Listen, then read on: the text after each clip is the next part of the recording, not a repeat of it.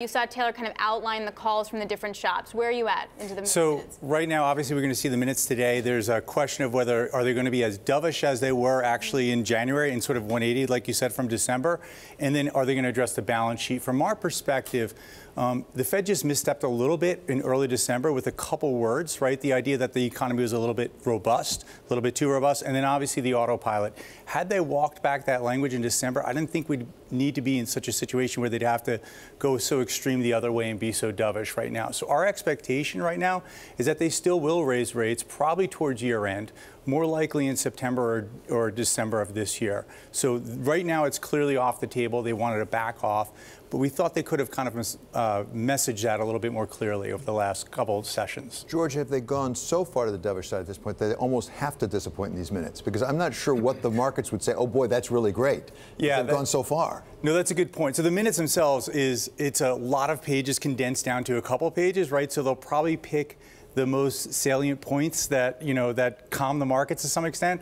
But the reality is we have to kind of get in the head of the Fed to understand, where are they thinking right now? And right now, what we're reading from their signs is that there's a pretty high bar for them to raise rates. So they're really on hold for the time being right now. I mean, it's not like they edit the minutes or anything. No. They kind of like dictate what they say.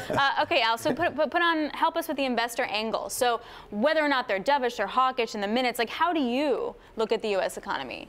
I think we're in a Goldilocks economy right now. I think that the Fed probably, as George said, maybe put themselves in a little bit of a box with what they've stated previously. At this point, they can't reverse. They can't look at, they can't look at things and say, let's walk that back at this point. So I would totally agree that we're probably, that the Fed is probably on hold until the end of the year. In terms of making decisions from an interest rate perspective, I think we're pretty range bound at this point. I mean, even when you saw it go up to the 10-year go up to 3.25, it didn't really dramatically change investment decisions, capital improvements, other, from a historical perspective, we are still in an incredibly low interest rate environment, and we really don't see any change to that in the near future. So not a huge change, but go all the way back to December when it was going one way, where it felt like they were going to hike, and then they turned around. Did you see a variation in valuations, in prices, things like in your business, in the real estate business? Did you see the market respond to those things or not?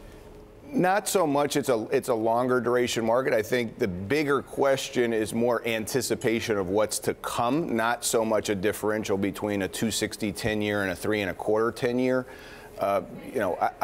I have long posited that if you can't make money in real estate at a 3.25 10-year, then you probably shouldn't be in the business. But I think that the question is, were we going from 3.25 to 4, and how quickly was that going to happen? So we didn't really see it ricochet through the real estate markets at all. I think you saw it more really on the public equity markets.